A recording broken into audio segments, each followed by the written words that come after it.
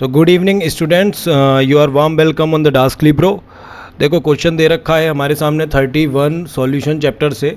बड़ा easy question है, समझना है इसको। एसिटिक अम्ल, ट्राइक्लोरो एसिटिक अम्ल एवं ट्राइफ्लोरो एसिटिक अम्ल, तीन हमको एसिड्स दे रखे हैं यहाँ, और तीनों के तीनों एसिड्स, एसिटिक अम्ल का फॉर्मूला आप सब जानते हो, CH3COOH, ट्राई क्लोरो एसिटिक अम्ल। ठीक है, ये हो गया आपका CCl3COOH एंड CF3COOH। अम्ल की समान मात्रा, इन सब की उसने कहा है कि समान मात्रा है, लेट से X के जल में हिमांक, यानी कि डेल्टा TF की ये बात कर रहा है और KF की ये बात कर रहा है। तो KF तो इनका सबका सेम होगा 1.86, क्योंकि जल का यही होता है। अब नमन इनके उपरोक्त दिए गए क्रम में बढ़ता है, संक्षेप में समझाइए कि ये जो दिया हुआ क्रम है इस क्रम में बढ़ता है। ये इसने पहले से ही इस के अंदर इन्फॉर्मेशन दी है कि जो डेल्टा TF की जो वैल्यू है वो ऐसे बढ़ती है। संक्षेप में समझाइए। तो बेटा जी देखो, जो अगर हम इसका हिमांक में अवनमन का फॉर्मूला लिखें तो फॉर्मूला होता है आयोटा KFM, या मोलरिटी को शो करता है। तो ये जो आयोटा है या फिर जो बांटॉफ गुणांक है, बांटॉफ गुणांक, ये हमें बताता क्या है?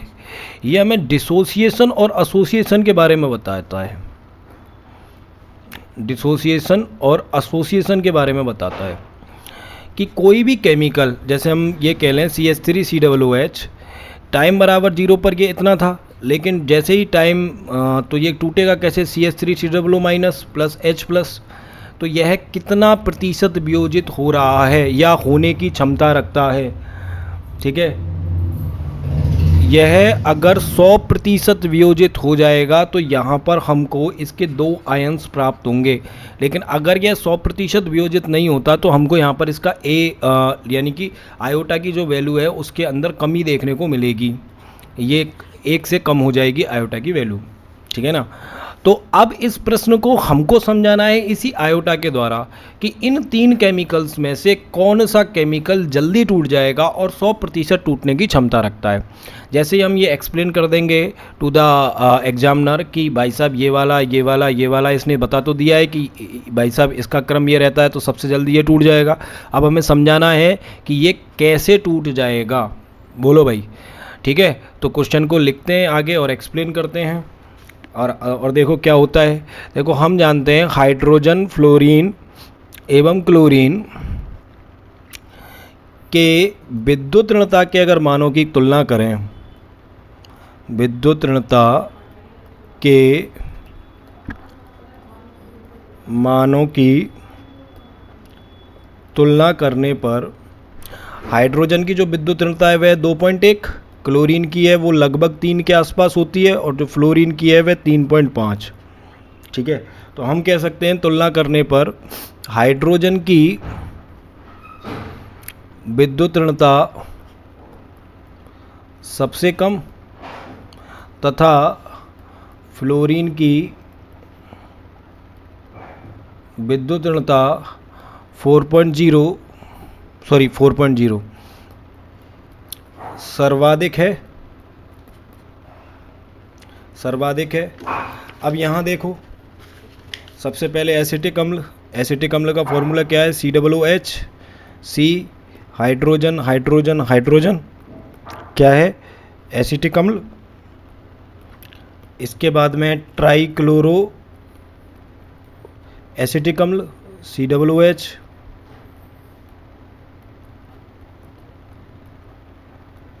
और हमारे पास जो तीसरा है वो है ट्राइफ्लोरो एसिटिक अम्ल,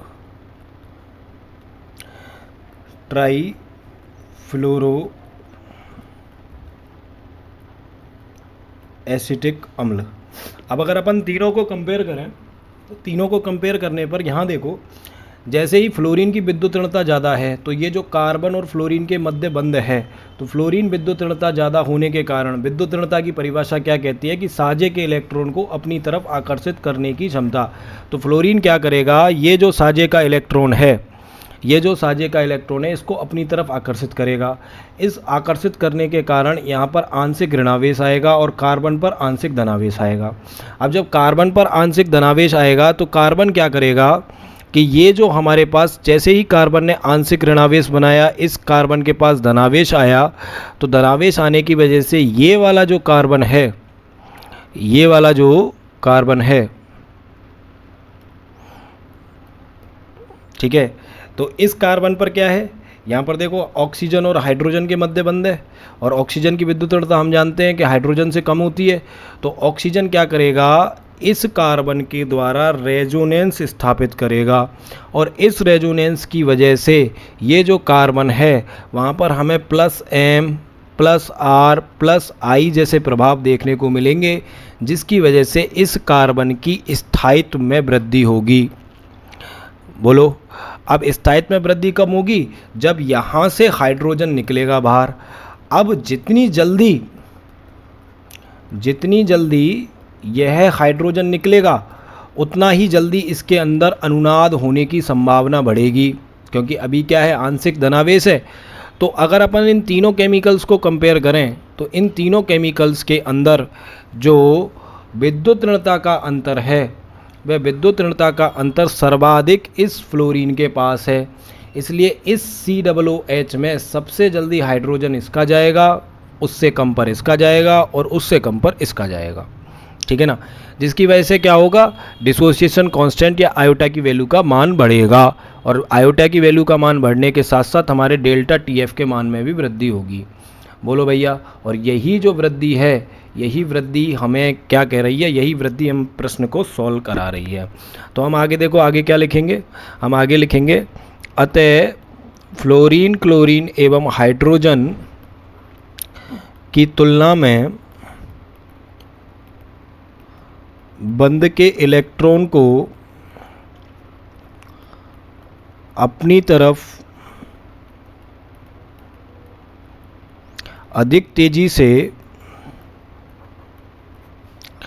आकर्षित करने की क्षमता रखता है, जिससे ट्राई फ्लोरो एसिटिक अम्ल तेजी से H+ आयन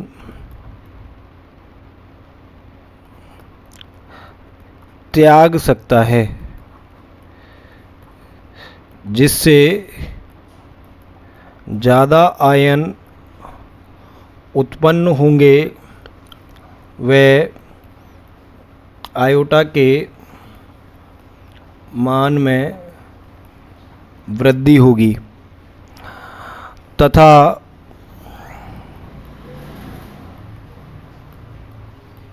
हिमांक में अवनमन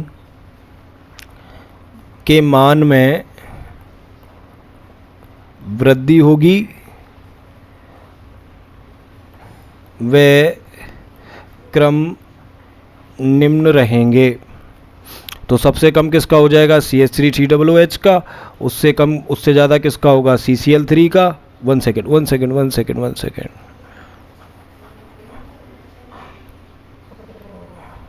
CCl3COOH का, और उससे ज़्यादा हो जाएगा CF3COOH का।